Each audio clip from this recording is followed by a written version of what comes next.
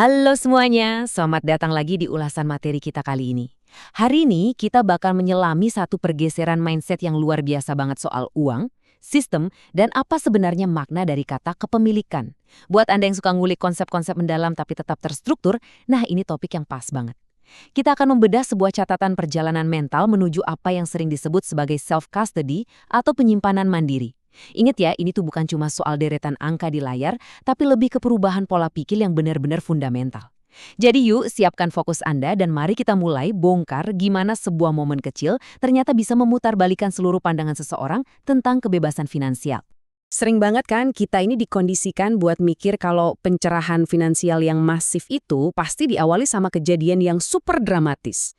Kayak kita ngebayangin orang baru sadar setelah ngelihat pasar saham ancur lebur, atau setelah nonton film dokumenter investigasi yang membongkar rahasia dunia, atau mungkin momen-momen teatrikal marah-marah narik uang dari bank. Tapi kenyataannya nggak selalu gitu.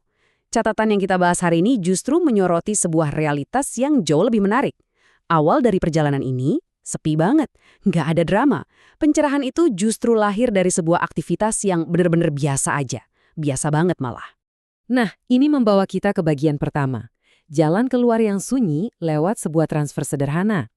Di tengah bisinya dunia keuangan modern yang penuh sama janji untung cepat, utang beresiko tinggi, dan spekulasi liar, momen pencerahan sang penulis itu sama sekali nggak datang dari sana.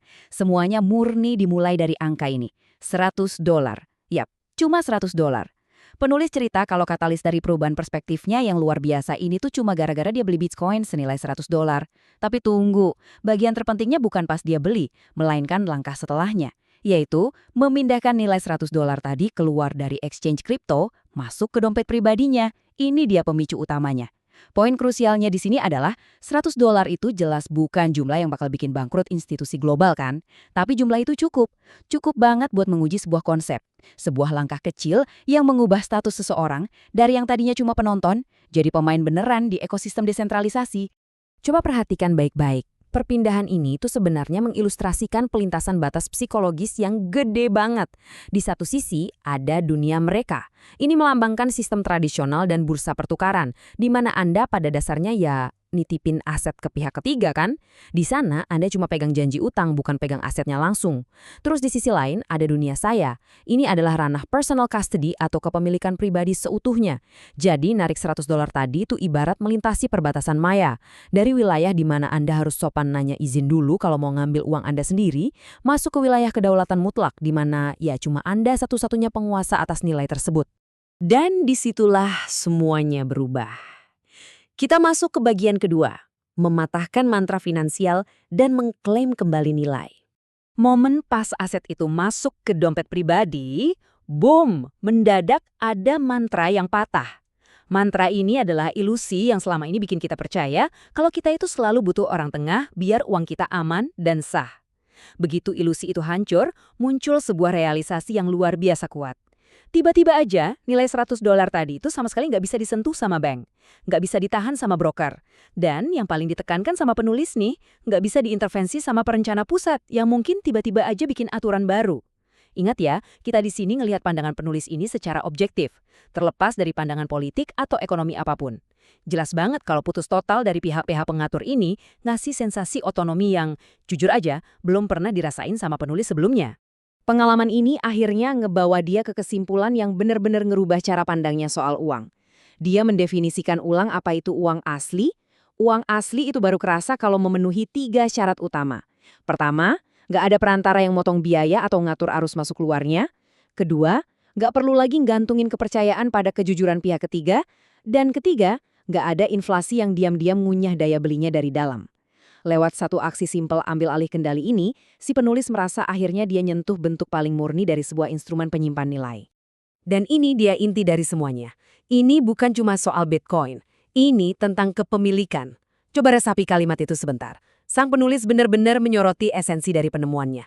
Teknologi aset digitalnya atau koin apapun yang dipakai itu sebenarnya cuma kendaraan, cuma alatnya doang. Destinasi utamanya, hal yang benar-benar ngerubah pola pikirnya adalah perasaan mendalam soal kepemilikan yang mutlak.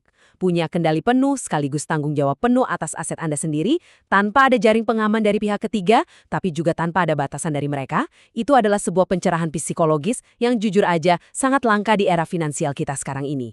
Sekarang, mari kita lihat gambar besarnya di bagian ketiga, pergeseran perspektif, di mana kita mendekonstruksi pilar-pilar tradisional. Setelah benar-benar ngerasain apa itu hak asuh mandiri, lensa yang dia pakai buat ngeliat dunia finansial arus utama itu langsung berubah permanen. Apa yang dulunya dianggap sebagai standar keamanan yang udah mapan, tiba-tiba dibongkar habis-habisan. Rekening tabungan tradisional, dia ngeliat itu ibarat pencurian gerak lambat. Karena ya inflasi terus-terusan menggerus nilai uang kita jauh di atas bunga kecil dari bank. Terus, program pensiun. Dia nganggep ini sebagai bentuk kepatuhan yang tertunda. Uang kita dikunci, diatur sama pihak lain selama puluhan tahun, pakai aturan yang penuh tanda bintang. Dan uang fiat atau mata uang kertas dari pemerintah, dia sebut sebagai cermin yang membohongi Anda. Maksudnya, nilai yang tertera di permukaannya itu nggak selalu mencerminkan nilai aslinya. Nah, tujuan kita di sini bukan buat berdebat apakah sistem ini salah atau benar ya, tapi lebih buat memahami betapa radikalnya pergeseran mental seseorang begitu dia benar-benar nyicipin otonomi finansial yang murni. Semakin penulis mendalami ekosistem ini, semakin kelihatan polanya. Ada satu kutipan menarik nih dari dia. Anda tidak membebaskan diri sekaligus. Anda hanya memulai dengan mengambil satu langkah yang tidak bisa dibatalkan. Jadi gini, pembebasan finansial atau membebaskan pikiran kita dari ketergantungan sistemik itu nggak kayak saklar lampu yang tinggal klik langsung nyala. Sama sekali nggak. Ini tuh proses yang pelan-pelan. Tapi semuanya tetap harus dimulai dari satu langkah pasti. Dan kata tidak bisa dibatalkan di sini maksudnya bukan transaksinya loh, melainkan pencerahan mentalnya. Sekalinya Anda tahu gimana rasanya punya kendali penuh, pikiran Anda udah terbuka dan Anda nggak bisa pura-pura nggak tahu lagi. Dan itu membawa kita ke bagian keempat, kekuatan penyimpanan mandiri. Antara sekedar ngomong versus beneran ngelakuin. Bisa dibilang, di dunia investasi atau teknologi baru, kita gampang banget terjebak dalam pusaran teori. Coba deh lihat perbandingannya. Di satu sisi, ada tindakan pasif. Ini kayak baca-baca literatur soal kebebasan finansial, nonton berjam-jam diskusi pakar, atau asyik debat dan nge-tweet teori ekonomi. Itu seru sih, tapi semuanya cuma sebatas konseptual. Di sisi lain, ada tindakan aktif. Ya benar-benar ngelakuinnya, narik aset Anda dan nyimpan secara mandiri. Si penulis nemuin fakta bahwa pengalaman yang benar-benar ngubah hidup itu cuma terjadi kalau Anda pegang sendiri kunci privat Anda. Praktek nyata itulah yang ngebongkar ilusi sistemnya. Bukan cuma nimbun wawasan secara pasif di dalam kepala kita. Nah, sebagai kesimpulan, kita masuk ke bagian kelima. Langkah Anda berikutnya, memegang kunci Anda sendiri. Jadi, pesan filosofis dari ulasan kita hari ini tuh sebenarnya bukan sekedar pergi beli Bitcoin $100 ya, sama sekali bukan.